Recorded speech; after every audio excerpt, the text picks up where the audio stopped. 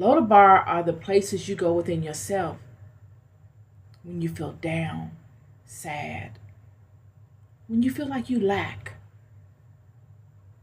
when you need to get it together and you need time alone to do that. You go to the Lodabar places where you don't want to be seen, you don't want to compete with the world. You just want to go and do your thing and go back into your Lodabar places. Desolate places. No growth. No one really comes to visit. You're hiding. Mephibosheth, Jonathan's son, is hiding in Lodabar because David is king. And in ancient times, when there was an issue between a king and someone that took his throne, and that king is unalived, like Saul was, the new king usually eradicates the old king's family, his sons, his children, heirs, a lot of his warriors, army personnel that were loyal to him, servants. So Mephibosheth, Jonathan's son, is hiding in Lodabar in complete poverty, scared to claim the throne in any way because he thinks David is going to send his warriors to eradicate him.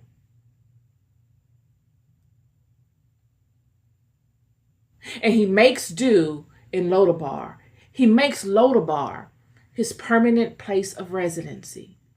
He cannot see himself ever graduating from Lodabar because of the immense pressure, the immense level of fear he feels surrounding him within his own community of people because of what someone in his family did.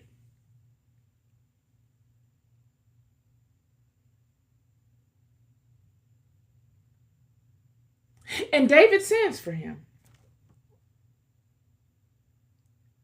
And Mephibosheth comes before David, and David blesses him.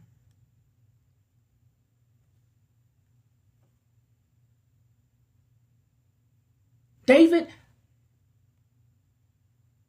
assigned Saul's servant Ziba, the one that came forth and told him about Mephibosheth, as his servant. And all Ziba's sons and all Ziba's servants. David restores somewhat the house of Saul. Whereas another person would have been petty, I'm telling you, would have been bitter,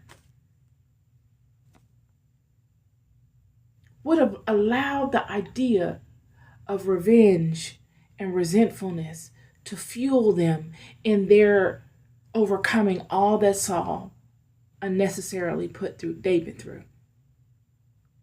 So that when they get to the place of success, they now want to get even. But not David. David says, yeah, I do want to get even. I'm going to get even, friend. I'm going to pay you back. Oh, this is the big payback. Oh, I'm going to get my revenge. But David pays it back with goodness. The scripture opens up not with David asking, are there any heirs of Jonathan alive? The scripture opens up with David asking, are there any heirs of Saul left?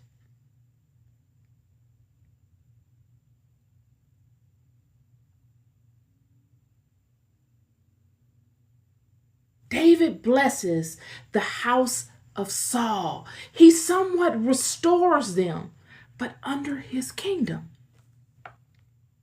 Ziba will be restored as servant to Saul's son, as if Ziba will be restored as servant, but to Jonathan's son, as if Jonathan's son is David's son. I'll read it.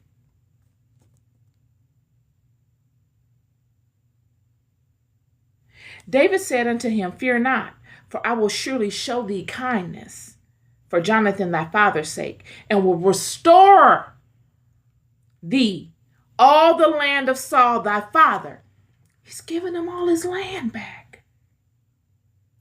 What's it to him? He's king. And thou shalt eat bread at my table continually. He's saying, friend, you lack nothing. You will be taken care of as if I was Saul.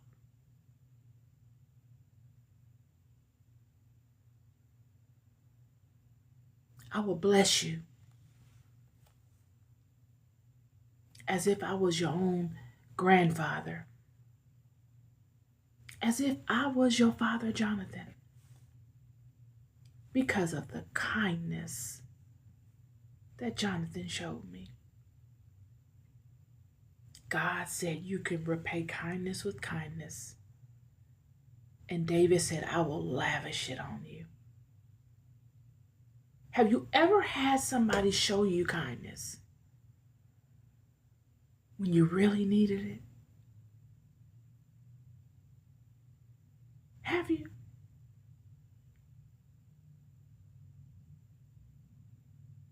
Not just one time, but ongoing. Like kindness that you really needed. Not paying a bill and stuff like that. That's cool too. But I'm talking about deep levels of kindness that set you up for seasons of your life that really helped you. And you get to a place where you've reached a level of success. You think back like, dang, I remember those times I really needed some help. And if it wasn't for such and such, where would I be? This is that. David says, there's nothing that I will withhold from you. I will restore to you the locust, the years, the locust and the cankerworm ate away. This is that.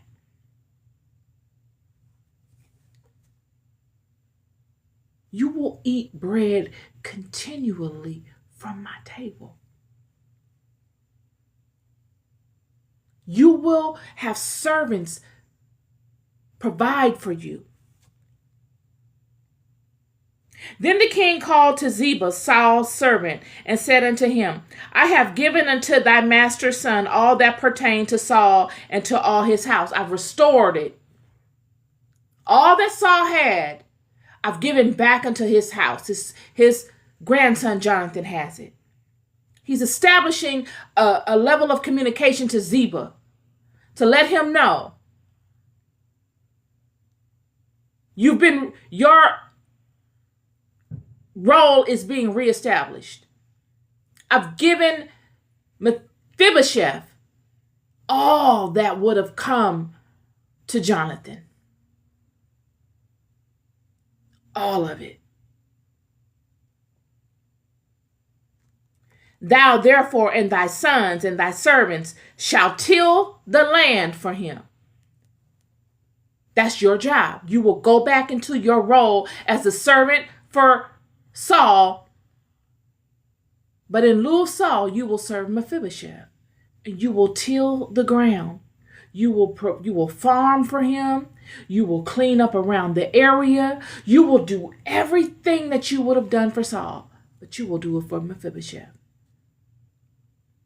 And thou shalt bring in the fruits, and thy master's son may have food to eat. That thy master's son may have food to eat. But Mephibosheth, thy master's son, shall eat bread always at my table. Now Ziba had 15 sons and 20 servants. Whole system. The Bible conveys the number of sons and servants to let you know how vast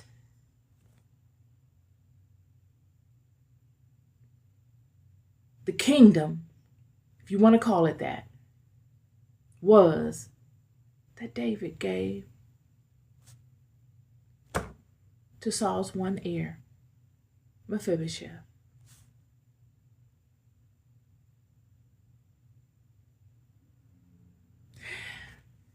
This is a story of the real way you pay a thing back.